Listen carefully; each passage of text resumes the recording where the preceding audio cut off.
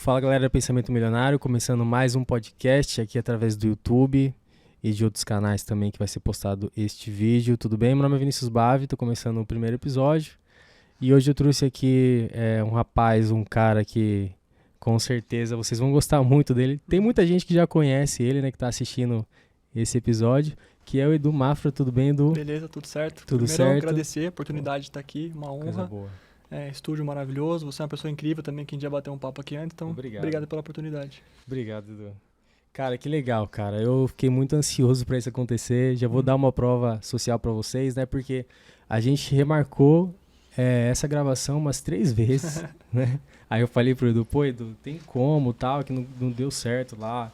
Bom, eu expliquei a situação pro Edu. E, bom, hoje estamos aqui. Então, muito obrigado por ter aceitado e tá aqui Temos hoje. muito pra falar aí, com certeza. Pô, que maravilha. Edu, conta um pouquinho de você, cara. Quem que é o Edu, para as pessoas que te conhecem na rede social, para as pessoas que te acompanham, né? Você tem 7 mil seguidores na sua rede social. Hoje lá, no Instagram é isso e no TikTok 33, 34 mais Sério? ou menos. A diferença, eu não sei porquê. Que legal.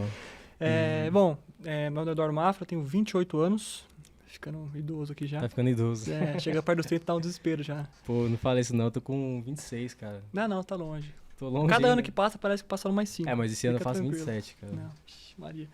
Eu sou daqui de São Paulo, moro em Jundiaí já desde que eu tenho 1 ano de idade, mas nasci aqui na cidade de São Paulo. Sim. Hoje sou advogado, né, há alguns anos já. Venho exercendo principalmente na área de direito de família. É até engraçado essa história do porquê direito de família, né? Quando eu comecei a faculdade de direito, Sim. meus pais estavam em época de separação, aquele período conturbado, eu era novo, né? Então a gente não entende muito bem o que está acontecendo. Então, quando eu comecei a faculdade, eu falei, a minha monografia, meu TCC, né, vai ser sobre divórcio.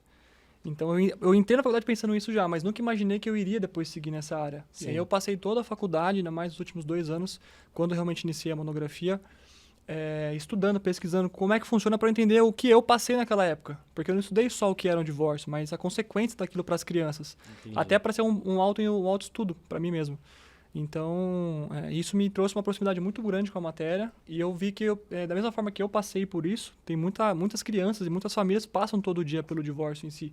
E com certeza eu poderia agregar alguma coisa. Então, a minha luta desde que eu... Entendi. Você quis se especializar nessa área por causa da sua família, do que pelo aconteceu. pelo que nós passamos em casa. Entendi. Até pela prática que nós tivemos, né? Entender realmente como funciona. Então, tanto que eu trago isso, eu sei que talvez não seja o correto 100% das vezes, trazer o profissional para o pessoal, mas tem caso que, tratando de direito de família que tem criança envolvida, a gente não consegue excluir sempre. Então, Sim. eu acabei seguindo nessa área. Logo depois que eu me formei, já falei, é isso que eu vou escolher, então a gente segue aí até hoje nisso. Pô, que maravilha. E antes dessa faculdade, quem que era Edu? O que você fazia, Edu? Puta, nada a ver com direito. Sério? Eu jogava futebol profissionalmente, eu era goleiro, tenho 1,90 m, né, então não podia ser outra coisa. E aí? Isso desde criancinha, desde bem novo mesmo. Eu sempre gostei de futebol, mas nunca levei tão a sério para ser uma coisa profissional. Sim, mas chegou a ser profissional? Sim. Em campeonatos da cidade, fui visto por um olheiro do Paulista, de Jundiaí, né? Na cidade que eu moro. E me levou para lá, fiz o teste, passei. E isso eu tinha 14 para 15 anos. Fui ficando no clube, profissionalizei. E aí, realmente, aí que eu fui entender realmente o que era o futebol profissional. E Sim. seguir carreira nisso. Sim. Infelizmente, tive diversas lesões, tenho 5 cirurgias, já quebrei tudo que você pode imaginar de músculo Sério, de osso. cara? Esse pulso aqui eu já quebrei 2 vezes. Quebrou jogando bola. Quebrei jogando bola. rompi ligamento de virilha, de tornozelo. Esse Nossa. ombro eu tenho artrose. Pro cara com 28 anos com artrose. Sério? Mas aqui você tem que pular, né? O goleiro tem que por pular, conta de né? queda. E por aqueles conta de queda. pulos... Não, é um pulo verdadeiro não, ali, né? na hora você nem pensa se vai machucar ou não. Você quer só... Você pega a bola. Você quer fazer sua parte ali. Você quer agarrar. Então eu tive muita sequela por conta disso. Chegou uma hora que estava inviável, porque é todo dia treinando tomando injeção, tomando medicamento para poder... É muito mais comum do que você imagina. Você vê o Ronaldo falando que tomava injeção para jogar, mas nas categorias de base também acontecia muito comum isso. Infelizmente é. Então... Aí você falou, não, cara, esse ramo aqui não é pra mim. Não dava. Eu queria, chegou uma hora que vira uma paixão aquilo. Mas não dava Você chega a chorar, né, cara? Falar essas loucuras que eu já fiz naquela época pra poder jogar. E aí você pensar que, cara, vou ficar lesionado, eu não vou conseguir jogar aquele jogo, você começa a chorar, vem, né? E aí você começa a fazer loucura, de, pô, toma remédio a mais do que precisa pra ver se tira a dor, que no fundo não adianta Aí nada. o pessoal fala, né? Alguém fala, né? Pô, dá pra ir? Aí você, né? Dá, né? Você sabe que ele dá, né? Dá. Esse meu punho, quando eu quebrei jogando, eu quebrei durante o jogo. Tinha aí mais uns 15 minutos de jogo, eu não saí. Eu não quis sair do jogo. Sério? Então eu quebrei o punho no jogo. E ficou lá. E, vamos trocar? Não, dá pra ir. E fui, assim, terminei o jogo, cheguei no hospital. Por ter continuado, bateram mais algumas bolas e prejudicou mais ainda. Começou a piorar. Então, aí quando eu fui ver, hoje em dia eu tenho sequela de punho, meu ombro tem artrose, que eu falei, tendinite, bursite, tudo que você imagina. Nossa. Então aí, por conta das lesões, das cirurgias que eu tive, fiz até cirurgia de coração eu fiz já. Caramba, Eu sério? tinha, Por causa do... Eu tinha arritmia. Ah, tá. Mas foi por causa dessa atividade Eu que acho você que eu fez, nasci com jogar isso. bola? Eu acho que eu nasci, mas o estímulo, né, todo dia ali treinando... Ajudou, né? a Você contribuir, dá né? 100% todo dia, né, dentro do campo. Então, aí por conta disso eu falei, não dá. Preciso parar, até pela questão física, para me recuperar um pouco. Ficar um dia sem dor, porque eu não sabia o que era isso, já fazia anos. Caramba, mas... E aí aquela coisa, meu pai, ele é empresário, então Sim. ele sempre trabalhou. Meu pai trabalha, acorda trabalhando, dorme trabalhando, todo dia. Seu pai e sua mãe, ou só seu pai? Como é que Então, é? e minha mãe também, mas minha mãe é professora. Sou meu professor. Então não teria possibilidade de eu não estudar. Sim. A um dia eu ia ter que fazer uma faculdade. Nunca pensei no quê. Mas eu sabia que eu ia ter que em algum momento estudar. Quando eu parei de jogar, minha mãe já olhou pra mim e falou, ei, O que e você vai agora? fazer da vida? E aí eu falei, bom, isso com 21 anos. Comecei a fazer a faculdade um pouco tarde, o pessoal começa com uns 17, 18. E eu não tinha muita ideia do que fazer. Eu não queria seguir o que meu pai seguia. Minha ideia era essa, não quero fazer o que meu pai faz Eu hoje. acho que essa é a pior parte, né? Que muita gente não sabe o que fazer, né? E quer fazer alguma coisa, quer estudar, quer, sei lá, fazer alguma coisa da vida, buscar um ideal. E você se pergunta, cara, o que eu vou fazer da vida? Exato. Pra onde que eu vou? E fica perdido. Você fica perdido, porque uma pessoa com 17 anos tem uma mente de criança ainda, Sim, a maioria. tem. Não sabe Criança. investir, não sabe o que quer. Então, você termina o ensino médio e se vê no mercado, e agora o que eu faço? Né? E eu me vi nessa situação pós-futebol. Já tinha terminado o ensino Mas médio. teve uma certo? pressão da sua mãe ou foi tranquilo? Uma pressão mais Saudável, de apoio. Foi sim. mais um apoio, né? Mas, claro, deixando bem ciente que eu não poderia não estudar. Alguma coisa eu tenho que fazer. E aí eu pensei, não gosto de matemática, não vou pra engenharia. Sim. Eu fui por eliminação, não consigo muito um negócio de medicina, também não dá. Aí eu fui e falei, direito é uma possibilidade. E aí quando eu entrei na faculdade foi o que eu comentei, da questão do divórcio dos meus pais. Sim. E aí eu levei tão a sério essa questão. Aí na advocacia você pode, então, se especializar em algumas áreas, é isso? Dentro da advocacia? Isso. Você aprende, Tá. Por exemplo, você começa no primeiro ano de faculdade, você tem ali o básico, direito civil, um pouco de economia, Tá. sociologia, que é o básico do básico. E aí a cada semestre tem um direito de trabalho, direito tributário, e aí você vai conhecendo. Então, quando eu comecei a faculdade, eu não fazia ideia do que era um direito tributário, do que acontecia realmente, o que era recolhimento de tributo. Eu não tinha ideia realmente. Então, você vai na faculdade realmente aprendendo. Sim.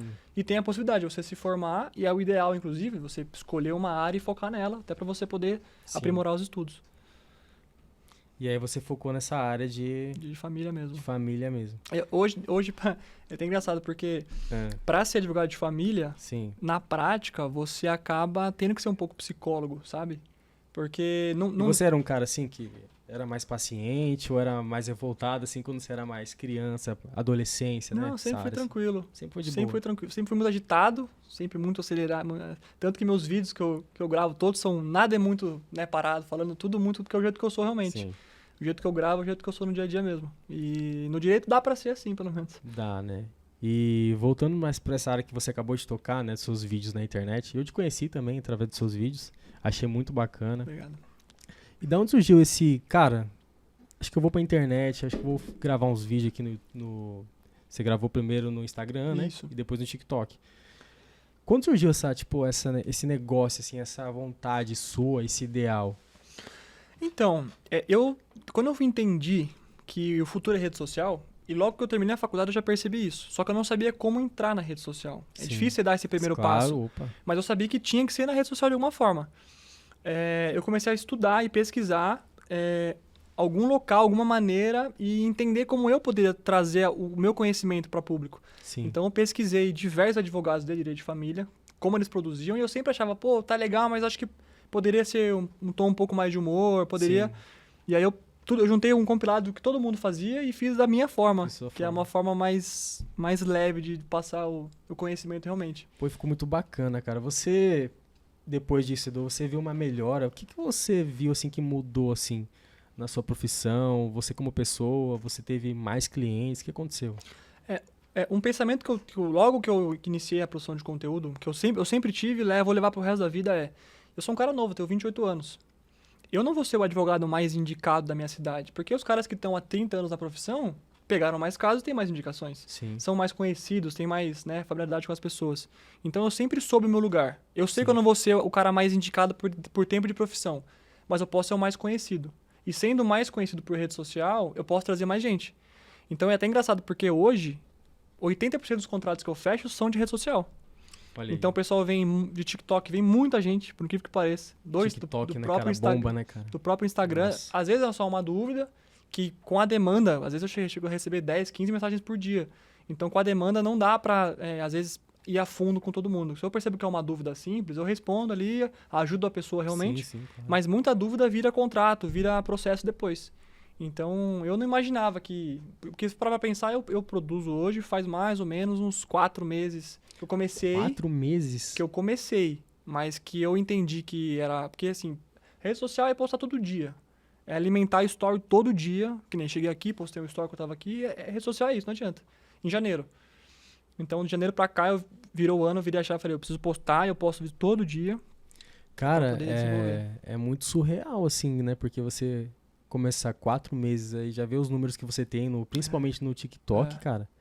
É uma coisa que muita gente que quer, né, fazer conteúdo pra internet, quer fazer conteúdo pro Instagram, pro TikTok, não consegue.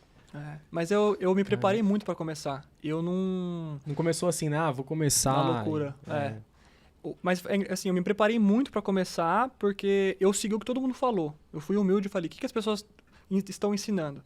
Faz um script antes. Então eu fiz vários. Eu já tenho, sei lá, umas 50 folhas de script, coisas que eu vou escrevendo ali. E sempre modificando aquilo. Pô, e agora? Agora tenta comprar uma lapela legal pra gravar um vídeo. Comprei a lapela. Então quando eu comecei, eu tinha uma câmera boa, eu tinha uma qualidade de áudio boa. Eu sabia o que era o enquadramento de câmera.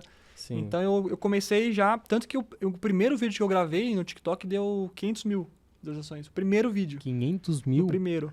Meio milhão de views. Aí eu falei, pô, é isso. Caraca. Tem um caminho por aqui. E o que você falou nesse vídeo?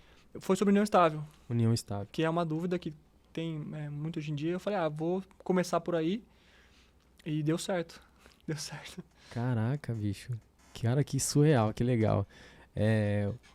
O Pensamento Milionário também, né? A gente tem um canal ali no TikTok. Depois de um mês a gente tava com acho que 70 mil seguidores lá no TikTok. E foi um boom também, né? Mas isso aqui foi conteúdo de terceiros, né? Eu pegava conteúdos ali das pessoas ali que falavam também a respeito de pensamento milionário, mas eu nunca fiz de fato um conteúdo original, né? Se a pessoa tá vendo agora esse conteúdo, já sabe que é um original. E de fato você percebe que é constância, né? É constância. Você também, claro, você tem que saber o que tá falando e tal, mas também que você tem que ter ali um preparo, né? Um microfone legal, uma gravação legal, ali, uma câmera legal, um posicionamento pra você conseguir fazer um trabalho legal também, né? Sim, são poucos. Você pegar o Whindersson Nunes e gravava com uma câmera ruim, sem suporte, sem áudio, sem nada. São exceções, né? São exceções. Nós, meros mortais, são exceções. A gente precisa se esforçar muito pra... São exceções. Até porque hoje o direito, eu falo realmente que hoje o direito é uma das áreas que mais tem... pessoas que produzem conteúdo. Sério? Hoje, para nutrição, tem bastante gente. Se você pegar para área de treino, personal, também tem um público grande, porque deu um boom muito grande. Mas, assim, médico tem, mas não tem tanto quanto advogado. Dentista tem, mas não tanto. Então, para advocacia, tem muita gente produzindo realmente. Então, você tem que ser diferente de alguma coisa. Cara, e você tem que se destacar também, né? Porque quantos advogados não tem no Brasil, né? Se você for contar, assim, eu não faço a mínima ideia, mas... Com certeza não é pouco, né? Se não me engano, teve um estudo recente que indicou que o Brasil é o país que mais tem advogado no mundo. Nossa Senhora. Se não é o primeiro, é o segundo. Sério, tá ali. E São Paulo, que a concentração sei lá... Aqui é o estado que tem mais, no caso, né? Aqui a concentração é muito grande, realmente. Tá, então vamos pensar assim, eu sou um advogado e tô assistindo esse vídeo. Acabei de me informar e levei essa paulada agora que você falou. Como eu faço pra me destacar, cara? Porque a quantidade de advogado que tem é surreal, né? Hoje, o conselho que eu ouvi e segui e deu certo, então eu repasso sempre ele, é ser autêntico. É clichê falar, mas é real. Porque ainda bem que Ser eu verdadeiro. nunca tentei fazer um personagem nos meus vídeos, nunca. Eu sempre fui eu mesmo, sabe? Mas eu vejo colegas que às vezes têm dificuldade, aí fala, pô, eu vou começar copiando esse cara, mas depois eu vou. Cara, não. Fica estranho, né? Você entra em um limbo. E você que consegue sentir, cara, né? Você consegue saber quando é natural, quando... Cara, esse cara tá sendo verdadeiro. Consegue. Esse cara tem um personagem, né? Consegue. Inclusive, acho que aconteceu muito isso com a gente, né? Tanto da minha parte, da sua parte, Sim. né? Você falou pra mim, pô, Vinícius, eu vi ali uma sinceridade em você quando você me chamou pro Pensamento Milionário, né? Pra gravação. E quando eu vi os seus vídeos na internet, eu também vi, assim, uma sinceridade, né? Eu não vi um cara... Às vezes a gente pensa que advogado é meio arrogante, mas não por ele ser, por causa da postura e tal. Ali eu vi um cara que era advogado, mas eu consegui ver um humano ali nos seus vídeos, sabe? Isso que é bacana também. Você conseguir ajudar uma pessoa e ser humano e se preocupar de fato com ela, né? Sabe, o que você vai ajudar e tal. Quando você resolve um caso, por exemplo, assim, a pessoa fala, pô, Edu, você, cara, me ajudou demais, tal. O que passa na sua cabeça, assim? Passa um flashback, você fica feliz, motivado? Porque tem muitos casos assim, né? Tem. E tem casos delicados, porque tratando de direito de família, a gente, como eu falei, você mexe com criança, você mexe, sabe, com às vezes uma mãe que sofreu agressão, que tem uma protetiva contra... Ela só quer divorciar do cara e não consegue, não entende muitas vezes, não tem um estudo muito grande, então não sabe, por exemplo, eu quero divorciar, mas o meu companheiro não quer divorciar. E agora, o que eu faço? Não posso. Não, você pode, não precisa do outro concordar. Então, quando você fala... Só de você atender a pessoa, você já sente o alívio na voz da pessoa, sabe? E quando dá uma sentença que a pessoa realmente conseguiu, de fato, partilhar os bens ou deu uma pensão boa para a criança, a sensação é de dever cumprido, né? A gente fica... Aí eu volto um pouco pro caso que eu passei de divórcio dos meus pais. Passa um filme na cabeça. Passa um filme e eu poder ajudar é como se eu tivesse... Cada vez que eu ajudo alguém, parece que eu excluo um pouco do meu passado, dessa questão conturbada que foi o divórcio, sabe? Então é até um alívio para mim, realmente. Pô, que maravilha, cara. Que negócio. Deve ser um negócio de... Uma sensação, assim, de dever cumprido, né? Tipo assim, eu faço... Nossa, eu tô fazendo meu trabalho, mas tô ajudando, né? Tem muitas áreas, assim, mais da exatas, assim, que a pessoa faz o trabalho dela, ela não... É meio que mecânico, né? Você não consegue sentir o calor humano, né? E a sua área, a advocacia, é bem humanas, né? Totalmente. A gente acaba, além de advogado, é psicólogo. Todo dia. Todo dia a gente acaba sendo um psicólogo.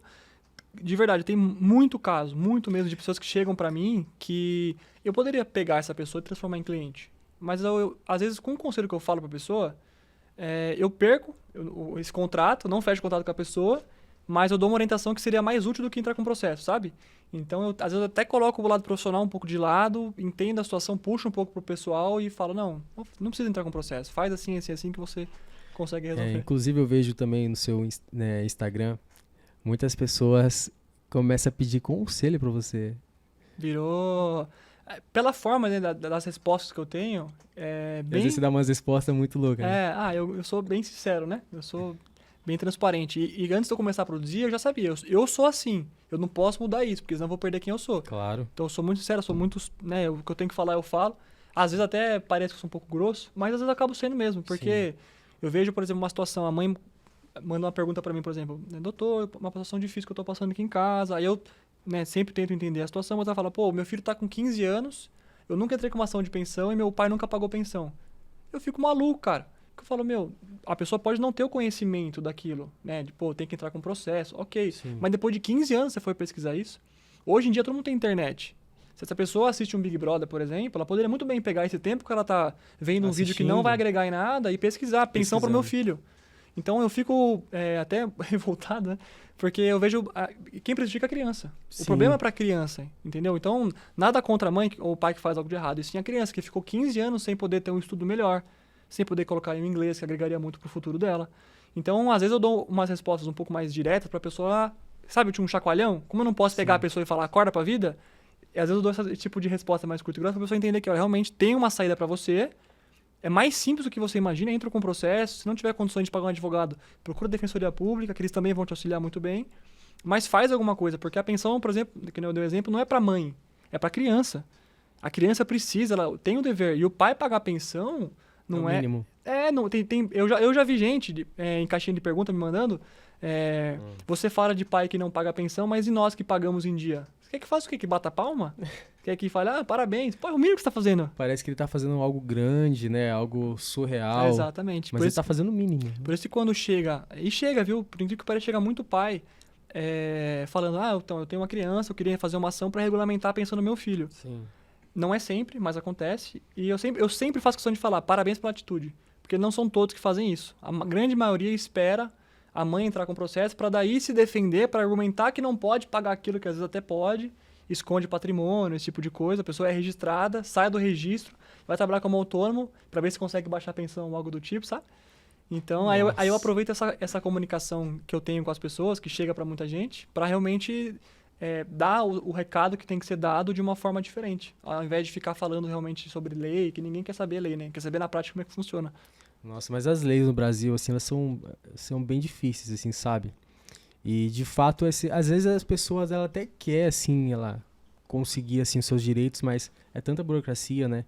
Que a pessoa, às vezes, fica meia insegura ou fala, isso daí não vai dar em nada, vai demorar. E, de fato, o que você acha, assim, das leis, do processo burocrático do Brasil? Assim, você acha que, de fato, assim, é um processo que funciona, que anda, que dá certo, ou tem muita coisa para melhorar e para arrumar? Ações de direito de família, elas costumam fluir bem, como eu falei, ainda mais quando envolvem crianças, quando envolve filho menor de idade.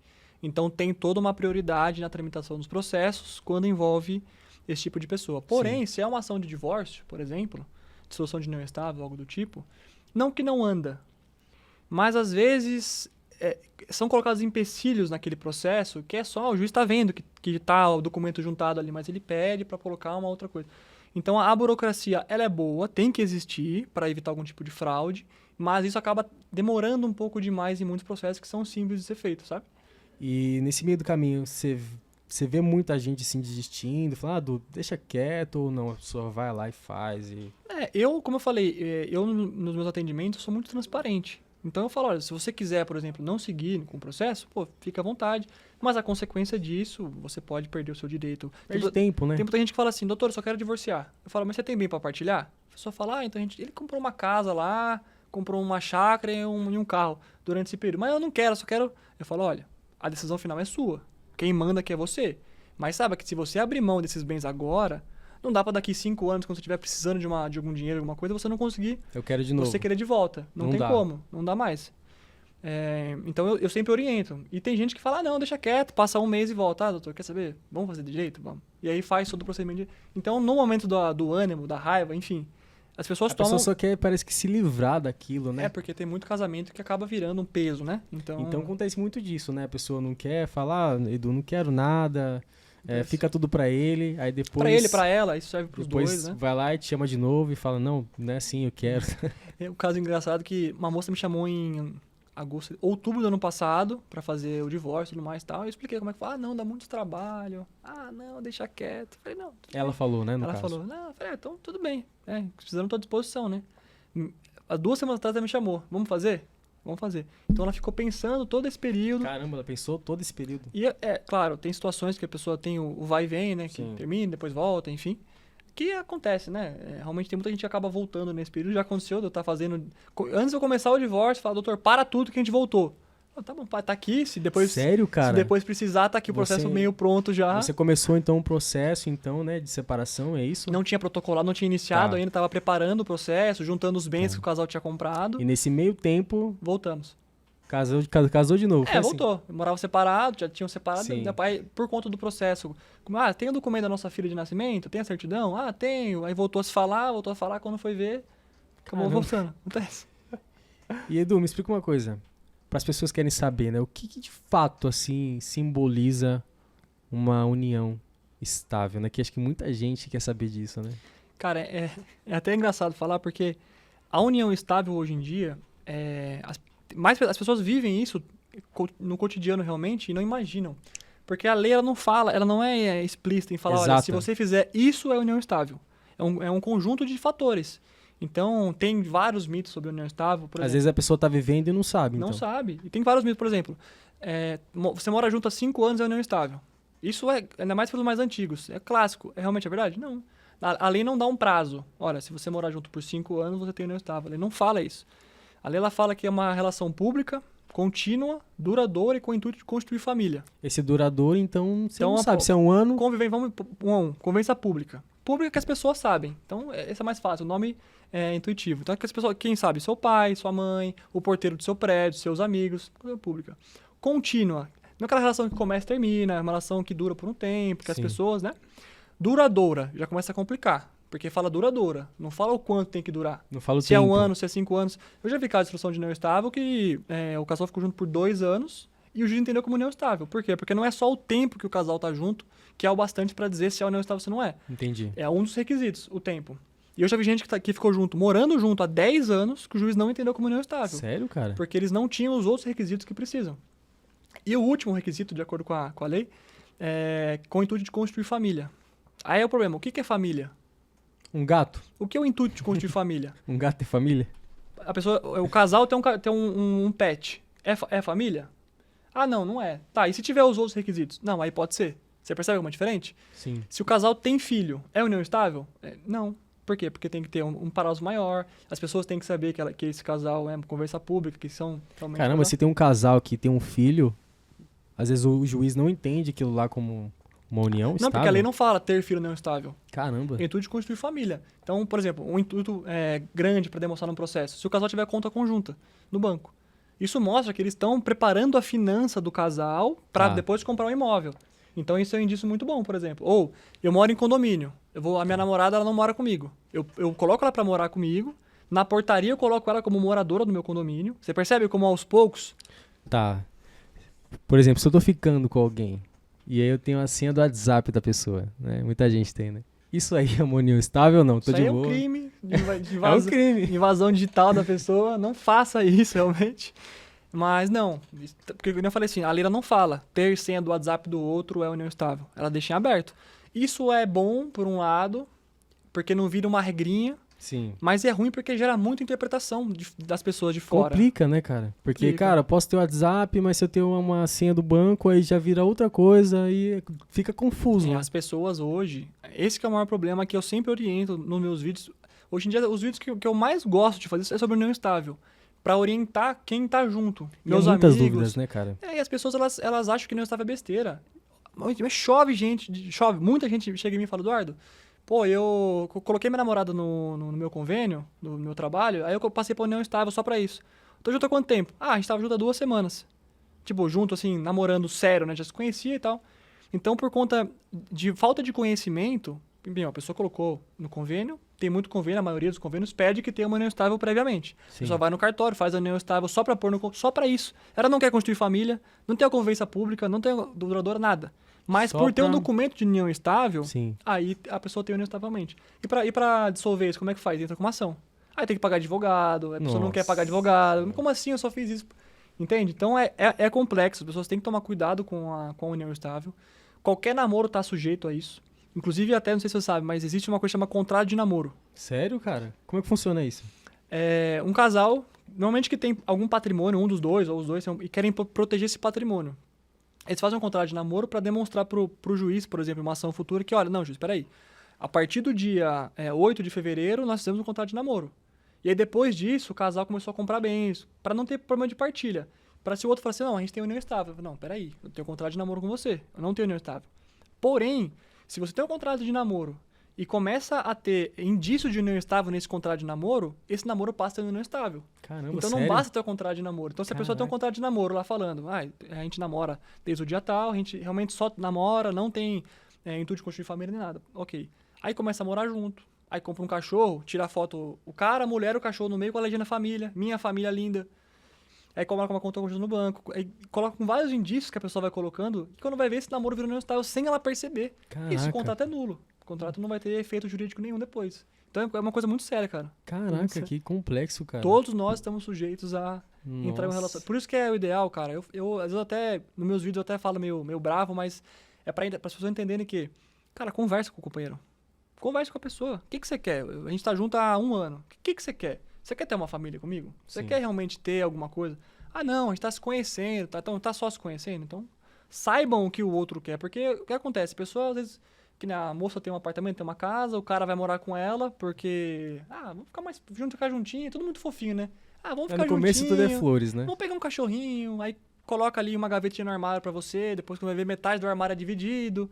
E aí quando você vai ver nesse relacionamento que era só pra se conhecer, acaba virando uma coisa muito séria. Casamento, né? E aí, por exemplo, um exemplo prático, né? Vamos supor que eu comprei um apartamento hoje. Sim. Você comprou um apartamento hoje e tá pagando suas parcelas. Pagou um ano de parcela. Uhum. Vamos supor que ano que vem você começa a namorar, tudo mais e tal, e começa a união estável com a pessoa. Tá. Da união estável até o fim dela, vamos supor que dure um ano essa união estável de vocês. Você continuar pagando as parcelas desse imóvel, já com união estável, ela tem direito a metade das parcelas. Então, se você está pagando R$2.000 de parcela, no fim do ano vai ter 24 mil, 12 mil é para a pessoa que você está junto, de parcela. Caramba, só por sério? estar junto com a pessoa como união estável. Então, essa pessoa fala, pô, mas eu só coloquei lá a união estável no papel, só para poder fazer o convênio médico, por exemplo. Caramba, eu vou ter cara. que partilhar? Vai ter que partilhar. Então, isso é uma coisa muito séria, que as pessoas têm que tomar cuidado e têm que conversar. Não só conversar, né, claro. Tem muita coisa envolvida, mas o básico de um relacionamento é conversa. Se não tiver conversa, cara... Se não tiver diálogo, né? O que eu ia te falar? Entre casamento e união estável, assim, tem alguma diferença e quais são elas? Na prática, nenhuma. Nenhuma. Prática Então nenhuma. não tem nenhuma. Na prática, nenhuma. Só muda o nome. Por exemplo, tem qual a diferença? Quando uma pessoa casada separa, divorcia, o nome fica como divorciado. Ali na certidão de casamento é como divorciado. Se você for colocar um documento, não é mais solteiro, é divorciado. Um casal que tem união estável, que dissolve essa união estável, volta a ser solteiro. Então essa é uma diferença, que é uma diferença... Tá, Tá, então se eu sou casado, no meu documento vai ficar divorciado caso eu pro resto da separe. vida, Se eu adquirir uma união estável, E separada essa união separou, estável, volta a ser solteiro. Tá, então eu fico também, né, Na novinho, prática, né? Na prática o que muda é isso. 0 quilômetro. 0 quilômetro. Ah, Mas, né, no dia a dia é a mesma coisa. Pra você romper um casamento através do divórcio, que tem que ter um advogado obrigatoriamente. E é mais complexo também, né? Você pegar uma separação e uma união estável, né? Tem uma separação legalmente, né? Então, no caso, um casamento é mais complexo, né? Pra você separar e tal, né? Na verdade, se você parar pra pensar, que a união estável tem duas formas de ser constituída. Tanto via contrato. Eu, por exemplo, tenho união estável com a minha namorada, por exemplo. Vamos fazer. Vai no cartório, diz que tem vontade, porque a gente realmente quer. Faz lá a união estável no cartório, bonitinho, assina, tudo certo. A gente pode fazer isso. Ou a gente pode ter uma convivência que, com o passar do tempo, vai virando uma união estável. Só que não tem nada escrito no papel. Se futuramente ela entrar com uma ação pedindo reconhecimento dessa união estável, ela vai ter que apresentar as provas. Então, as fotos, as conversas, se tem filho, a certidão de nascimento do filho. Post no Instagram, é uma prova. No Instagram é muita. Sério? Muito. Pra tudo hoje em dia. Qualquer tipo de ação, rede social é muito usada. Que vai estar de pessoa pagando foto agora no Instagram, né, cara? Porque é verdade. Não paga não, cara. Deixa aí.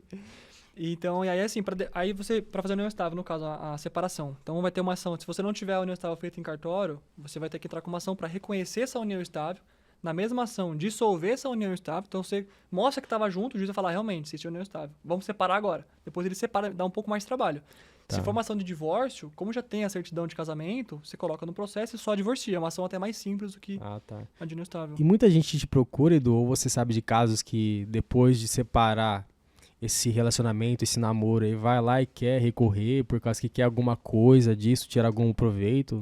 Tem bastante casos, assim? Muito homem, muita mulher, dos dois lados, cara.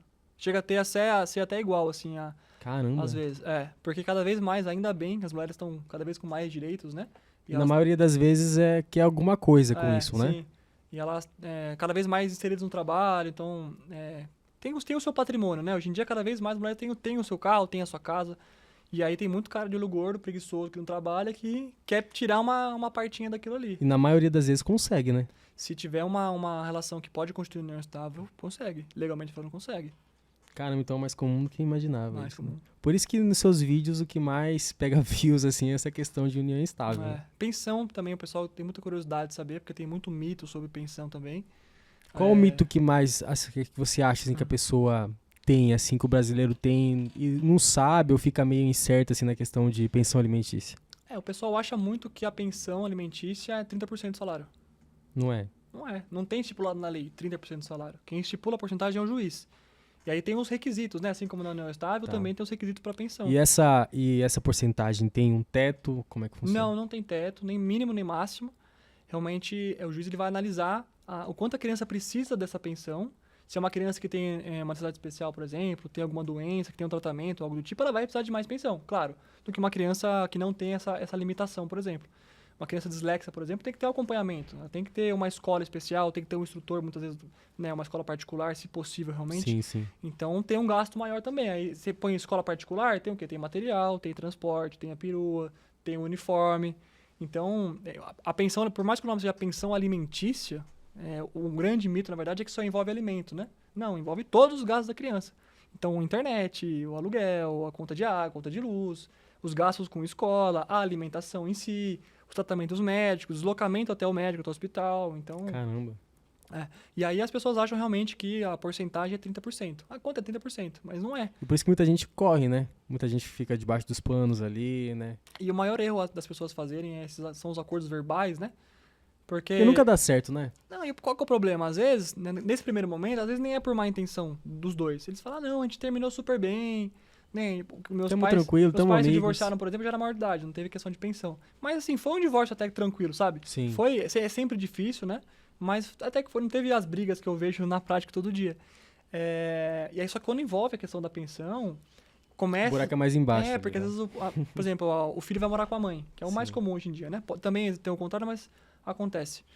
O pai tem que pagar a pensão. Então, nesse momento, ele tem uma condição boa. Ele tem um trabalho que recebe bem, ele consegue ajudar legal. Depois ele perde uma promoção, depois mandam ele embora. Então, ele começa, né? Por exemplo, o pai desempregado hoje em dia, as pessoas acham que ele não tem que pagar pensão, mas ele tem que pagar pensão mesmo desempregado. Tá, como é que eu faço então? Eu tenho um filho, mas estou desempregado. O que eu vou fazer da minha vida agora? Aí você tem que se virar. Você não teve um filho? Agora você arruma um trabalho. Vai trabalhar. Hoje em dia tem aplicativo para Uber, iFood. Você vira. É porque assim, o seu filho não tem culpa que você ficou desempregado. A criança não pode ser prejudicada, porque a pensão é para criança, não é para mãe. A pensão é para criança. E essa criança não pode se prejudicar porque o pai perdeu o emprego.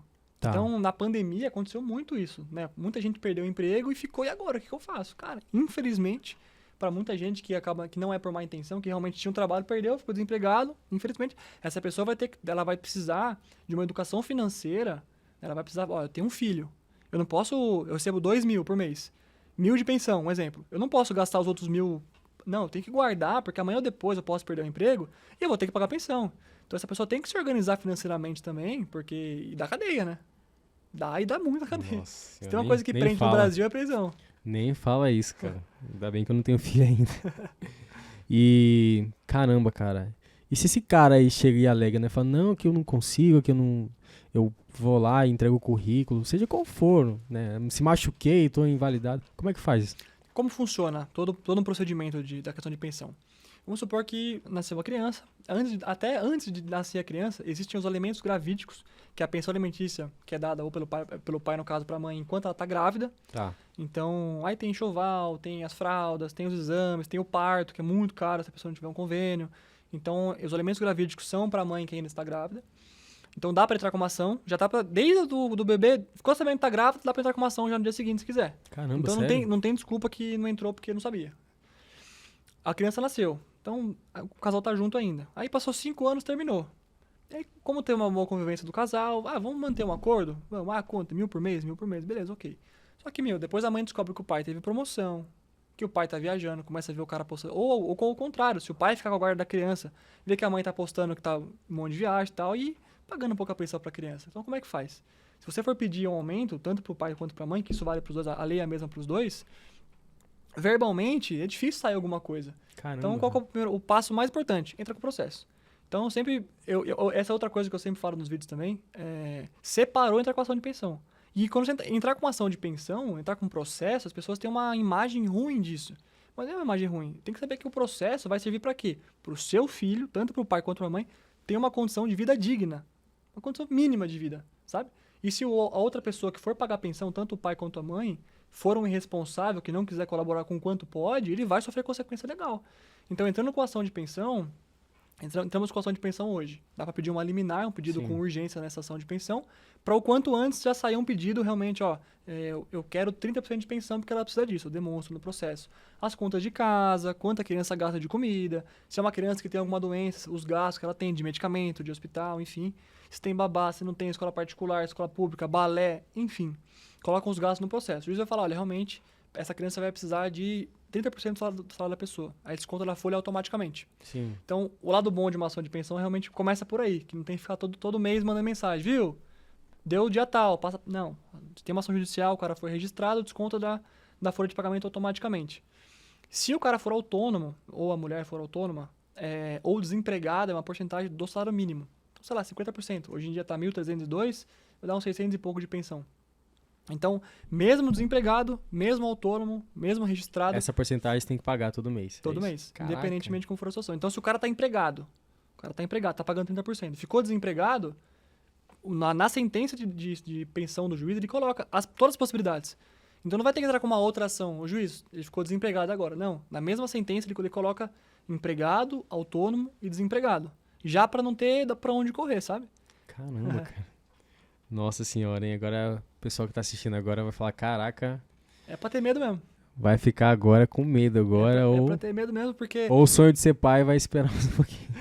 Mas quem se preocupa com pensão porque, de verdade, a pessoa quando ela vira pai, ou a mãe, porque acontece muito também, a mãe às vezes, eu peguei um caso onde a mãe ela viajava muito a trabalho, então ela não conseguia ficar com a criança em casa. Então o que eles acordaram?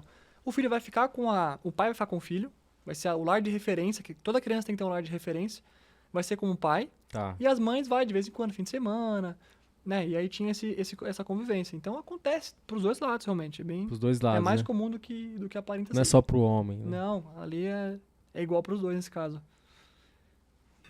E essa questão de guarda compartilhada, como funciona, Edu? O que mais você pega, assim, as pessoas com dificuldade de entender? É uma dúvida muito grande, porque as pessoas confundem guarda com pensão, com lar de referência. Então, como funciona? O lar de referência é onde a criança ela vai morar. A residência, o domicílio da criança. Tá. E ela tem que ter isso. E não é dois, né? É um só. É um só. Hoje a gente consegue, sei lá, morar em hotel porque viaja muito. Nós adultos, mas criança ela precisa ter um lar de referência. É importante para a educação, para a vida dela. Então, vamos supor que na maioria dos casos o lar acaba ficando com a mãe, né? O lar de referência com a mãe. Então, o primeiro ponto é esse. Guarda compartilhada ou guarda unilateral, como é que funciona? Na guarda compartilhada, o que é compartilhado? A criança? Não, as decisões sobre a criança. Então, por exemplo, vai estudar em escola particular ou escola pública? Vai fazer inglês ou espanhol? Vai seguir qual matriz de religião? Então, são decisões sobre a criança que quem decide é o pai e a mãe. Então, a partir do momento que os dois concordarem com a guarda, que é o mais comum, né? A lei sempre dá prioridade para a guarda compartilhada, porque a lei ela quer aproximar. Sempre que ela puder colocar o pai e a mãe, os dois presentes na vida da criança, ela vai colocar. Quando que ela tira isso, por exemplo? Quando você demonstrar que, por exemplo, a criança tem um lar de referência com a mãe. Tá. Quando a mãe demonstrar que o pai oferece um risco para essa criança, aí a lei vai entender, olha, realmente, se o pai tem um risco para a criança, a gente pode alterar o tipo de regime para a segurança da criança. Entendi. Na guarda unilateral, por exemplo, eu quero pôr meu filho numa escola particular. Ok. Ah, não, vou colocar meu filho numa escola cristã. Tudo bem. Eu vou levar meu filho no inglês. Tudo bem. Então a mãe não vai precisar de autorização do pai, nesse caso, para poder ter as alterações. A única coisa que não dá para ser feita sem a concordância, mesmo na guarda unilateral, é a mudança de estado. Então, se a mãe mora no estado com a criança, para ela mudar, não mudar de viajar, né? Mudar realmente o domicílio, mudar a residência dela para um outro estado, aí o pai tem que autorizar, realmente, pela distância, né? Para não ter o caso de fugir com criança, que é uma coisa bem, bem complicada para a criança em si, né? Então, a lei ela é bem rígida em relação a isso. Ah, tá. Esses dias eu teve uma pergunta que te fizeram, né? Parece que levei meu filho. Não sei se alguém falou que parece que levou o filho para outro país. Lembra? Essa foi Você lembra dessa? Lembro. O cara falou, doutor, eu não entendo por que eu preciso pedir autorização do pai para passar 20 dias com a minha filha na Europa. O que eu vou falar pra uma pessoa dessa? E aí, no caso, era uma mãe que estava me perguntando, mas poderia ser o pai também.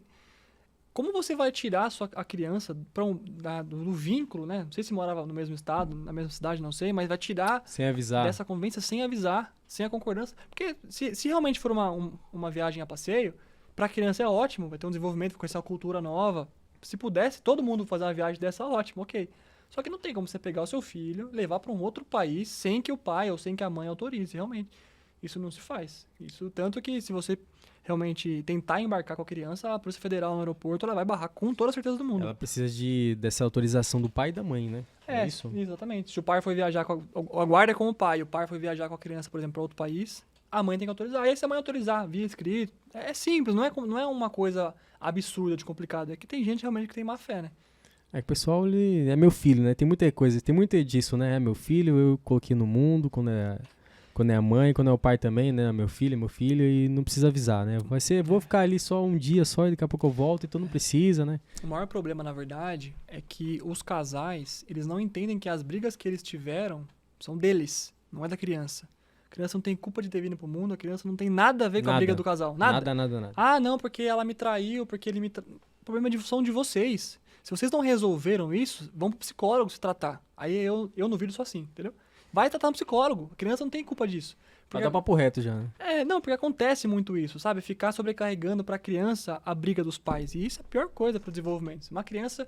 Eu pesquiso muito sobre, né? Sobre Sim. isso. Então, criança até 6, 7 anos de idade é uma época que a criança está em desenvolvimento muito grande. Então, Sim. você imagina ficar no meio da guerra dos pais porque um traiu, porque o outro fugiu, enfim. Isso não. É prejudicial pra criança, realmente. Tá, vamos lá. Uma pessoa que é casada, ela pode ter outra união com alguém ou não? Só com uma mesmo, só uma mulher, só um homem, ele na relação, mano? Parece que é doido, mas pode. Uma pessoa Sério? casada pode ter união estável com outra. Mentira. Em que situação? Onde as pessoas sabem, né? Que elas terminaram de fato. Porque se você tem um relacionamento hoje, você é casado hoje no papel, tudo bonitinho. Tá. E você não termina, ele não termina nem de divorciar. É realmente sentar e conversar. A gente chama no direito de separação de fato, separação de corpos, isso. Onde o casal realmente, não dá, vamos terminar, ok. Não fez o divórcio judicialmente, começou o relacionamento com outra pessoa e fez uma união estável com outra pessoa. Uhum. Então ela pode ser casada e ter união estável com outra pessoa ao mesmo tempo. O que não pode ser feito é a pessoa ela ser casada, trair a companheira ou companheiro com uma outra pessoa e ter união estável com a... Porque a pessoa amante não tem direito a nada, né? Sim. Absolutamente nada. Nada. Nada. Bem feio. Então não adianta chorar, mano. Não adianta chorar. Até gosto que chore, tem que chorar. Cara, verdade, cara. Nossa, me viu uma pergunta legal. Já procurou alguma amante já querendo alguma coisa assim? Já, mas nunca foi a fundo. Foi Sério? uma mensagem. Ah, não, porque uma amiga minha. É, sempre tem amiga, né? Uma amiga minha, doutor. Ela namora um cara casado. Não, ela tem união estável com um cara casado, mas a mulher não sabe. Aí eu sabia que não ia dar, mas eu falei, eu quero entender o que tá acontecendo. Aí você começou a falar pra amiga dela. Aí- Você fala pra amiga dela? Então, fala pra... Acontece, cara. Acontece pros dois lados. Acontece. Infelizmente acontece. E realmente tem que saber que não tem direito a partilhar nada depois. A pessoa vai se frustrar depois, mesmo errada traindo, né? Sabendo da traição. Mas acontece da pessoa não saber que o outro é casado, não defendendo. Mas acontece, não dá pra falar que não. E acaba tendo um relacionamento, um namoro com uma pessoa que não sabe que essa pessoa é casada ainda. E depois de anos, quando comprou bens juntos, né? Quando acha que comprou um bem com a pessoa, na hora de partilhar não vai ter direito, porque a pessoa era casada, né? Então, Tá, então no caso, você só pode ter casado outra união estável com outra pessoa, né? No caso, se o seu companheiro ou sua companheira sabe também dessa existência, né? isso. Se for uma relação, Porque se não souber, é traição. se for uma relação extraconjugal que a gente fala, não vai ter direito. Aí a pessoa vai se É frustrar. uma traição. É uma traição.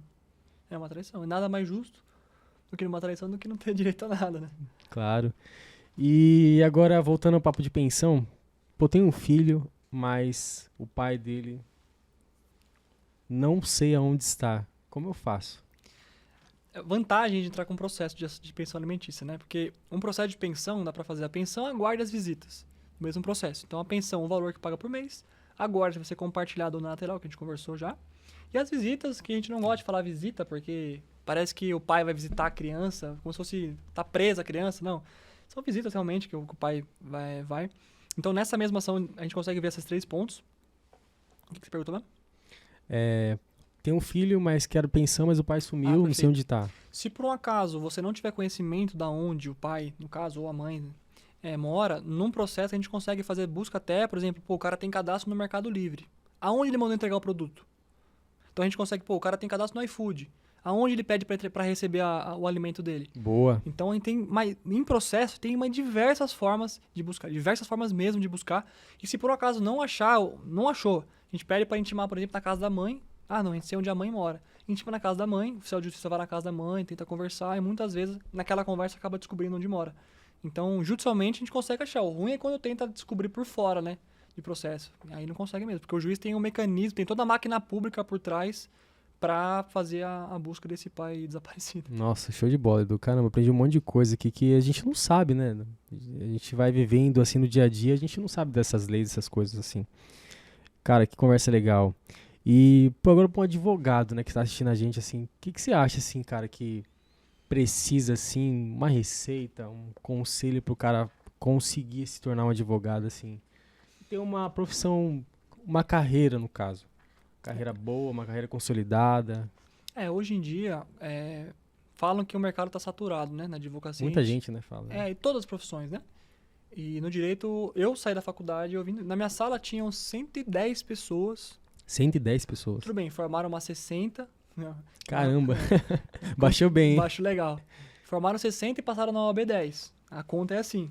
Sempre caindo. Sempre caindo. Mas mesmo assim, tem muito advogado por aí. Só que quando eu iniciei, eu, por exemplo, buscava o que eu tinha, poderia ter de diferente no atendimento. Por exemplo, foi Dia da Mulher, ontem, né? Ontem. Eu mandei mensagem para todas as minhas clientes mulheres. Feliz Dia da Mulher, espero que você aproveite o seu dia. Diferencial, né? Eu marco o aniversário de todos os meus clientes na minha agenda, eu sempre mando um parabéns.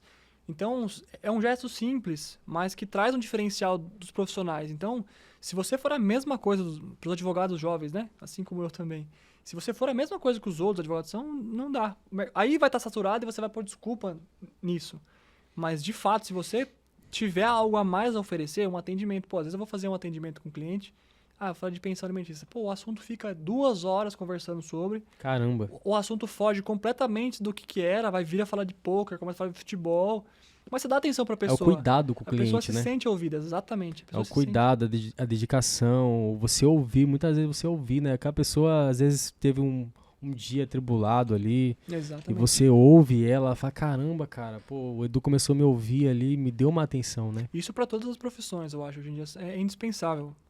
Porque as pessoas, né, elas muitos, né, tratam o cliente como um cliente só, e não como uma outra pessoa que tá precisando de uma ajuda, de um auxílio num momento difícil. Como no meu caso, direito de família, é um pouco mais delicado, tem que ter um pouco mais de paciência. Sim. Tem pessoas muito sensibilizadas com o fim de relacionamento, tem gente que chora na ligação comigo, fala, não, fica tranquilo, toma uma água, respira um pouco. Acontece muito, na verdade, ainda. Então, para as pessoas que querem seguir na área de direito de família, é ter paciência, saber que você vai lidar com pessoas instáveis no momento, né, sensíveis no momento, com situações complicadas, né, de agressões, enfim. Então tem situações complicadas, mas tem que ter... Uma outra pergunta. Advogado é empreendedor ou não é empreendedor? Se não é, deveria ser. Porque não tem como, cara. Não tem como você não se organizar profissionalmente. Não tem como. Indo pra parte financeira.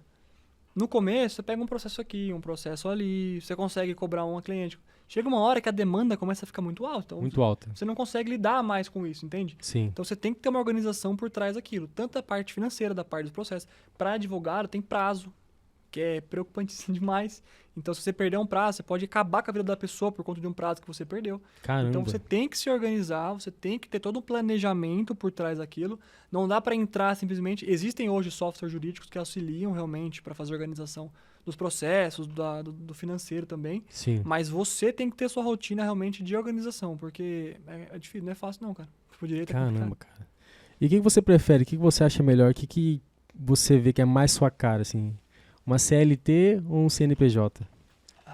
Se eu puder orientar, cara, fujam do CLT. Você não vai...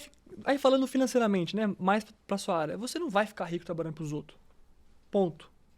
Fato. Não tem como, porque você vai ter sempre um limite. Tudo bem, às vezes tem uma comissão, uma hora extra, mas você vai ter sempre um limite. Você vende seu tempo, né? Exatamente. Você sendo autônomo, como a gente estava conversando antes aqui, eu amo trabalhar à noite. Amo. Noite, madrugada, adoro. Fim de semana. Meu negócio é trabalhar em hora que ninguém gosta, na verdade. Se eu fosse um CLT, eu nem poderia. A lei me proíbe de eu trabalhar o dia todo. Porque isso acontece. Eu acordo 8 horas da manhã, vou pra academia, faço minhas coisas ali. Né? Trabalho um pouquinho, paro, faço outra coisa, atendo um cliente. Depois, quando eu vejo, é meia-noite, eu tô fechando o computador. Eu nem poderia fazer isso pela CLT, eu nem poderia fazer CS. Só que numa dessa, eu fechei um contrato meia-noite. Já aconteceu. Meia-noite eu fechei um contrato, por exemplo. Se eu fosse CLT, eu não conseguiria fazer isso. Até mesmo porque, para advocacia, muitos escritórios limitam, né? Então, quando eu estava na dúvida ainda, quando eu me formei, eu falei, bom, eu vou pro seguro, porque eu não tenho ainda uma lista de clientes, eu não tenho uma desenvoltura tão grande, então eu vou me registrar primeiro. Eu fiz entrevista para alguns escritórios e a maioria deles tinha essa limitação. Então, Você vai trabalhar aqui, vai ter o seu fixo, como advogado júnior, por exemplo, vai ser CNPJ, mas não vai ter 13º, vai ter nada, você vai trabalhar aqui pro escritório.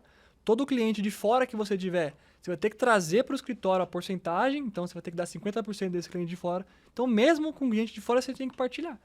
Aí eu falei, pô, não dá. Eu nunca trabalhei registrado como advogado. Sim. Eu tentei, eu fiz umas entrevistas, aí eu vi que não era pra mim. Falei, pra mim, não gostaria de trabalhar dessa forma. Uhum. E eu vejo que eu trabalho muito mais hoje sendo autônomo, sendo CNPJ. Mas muito. E dá até pra ganhar mais, né? Dá até pra ganhar mais. Sendo autônomo, né, CNPJ, você vai receber aquilo que você tiver disposto a fazer. Você vai receber aquilo que você faz, né? Exato. É bem específico, né? Quanto mais você se esforçar e trabalhar, mais você ganha. Mas eu entendo que tem muita gente que gosta dessa segurança, de saber que todo dezembro vai ter o 13º, que vai ter ali o seu fixo, porque é difícil. É estabilidade, né? É Muita difícil. gente cai Exato. nessa, né? Nessa corrida dos ratos. E eu não acho estabilidade. errado, porque pode ser que seja uma boa para essa pessoa específica. Para mim não funciona. Seria gostoso ter um fixo mais a comissão? Pô, seria ótimo, mas hoje não é assim. Hoje eu trabalho realmente com os meus contratos que deram muito certo por conta da produção de conteúdo principalmente, que foi o que deu o boom realmente no escritório de clientes. Mas tem gente que gosta de uma estabilidade. Se eu pudesse orientar, a pessoa tentar, porque daí é o perfil, né? Sim. Tem gente que tem o perfil de acordar às 7, entrar às 8h30, já acostumou, trabalha, virou almoça rotina. meio-dia 1, que tem uma rotina. Você sendo autônomo, você não tem rotina. Você não tem rotina, você faz cada dia o seu dia. Então, vai de cada um. Beleza, Edu. E agora, o que você fala pra alguém que quer ser um advogado ou quer começar na internet com vídeos e tal? O que você fala pra essas pessoas, assim? Seja diferente. Seja diferente sendo você, é meio doido, né? Você tem que ser diferente dos outros, mas não forçar isso. Sim. Continuar sendo você. Hoje eu acho que você se profissionalizar com um equipamento bacana, uma câmera legal, uma lapelinha, pô... A minha primeira lapela pra gravar vídeo eu gastei acho que R$70. 70. Uma lapelinha. Então, é baratinho. Então, câmera de celular, que nem era uma câmera tão boa assim. Enquadramento, eu meio que coloquei ali uns livros embaixo pra poder colocar, meio improvisado. Então dá pra fazer, não tem desculpa, sabe? Produção de conteúdo é começar, porque você vai se descobrir. Dá o primeiro passo, né? Você começa a gravar e fala, pô, acho que eu falei nesse tom aqui, foi mais legal. Então começa, grava 50 vídeos. Pode ser que os 50 fiquem horríveis. E você vai começar a se corrigir até chegar num padrão. Quando você entender qual que é a sua forma de gravar, aí não para mais. Cara, show de bola. Gostei muito de conversar com você, Edu. Gostei muito, aprendi muito, cara. Coisas que eu nem sabia de união estável. E agora eu vou ficar mais ciente, né? Vou trocar uma ideia com você depois também sobre isso. E é isso, gente. Começou... Acabou agora... já? Acabou, né? Mais um vida. episódio, primeiro episódio. Todo mês vai ter um convidado novo aqui no nosso canal. Toda semana a gente vai postar vídeo. E é isso, né? Edu, tem mais alguma coisa pra falar? Não, rede social, onde as pessoas te acham? Mafra.adv para todas as redes sociais. Vai estar aparecendo aqui embaixo também. E obrigado pela oportunidade. Eu que agradeço. Você é um cara 10. Obrigado mesmo. Dá pra ver que o seu intuito aqui, principalmente, é dar oportunidade para as pessoas que também estão começando, né? Sim, sim. E abrir um nicho não só da área da pessoa, a gente abriu para outras formas, para escritório, para pensamento, realmente. Então, até o tema do seu canal é bem propício, é bem pertinente ao que você apresenta aqui. Então, obrigado pelo convite e parabéns pelo trabalho. Obrigado, gente, todo mundo que acompanhou a gente. E até o próximo capítulo. Tchau, tchau.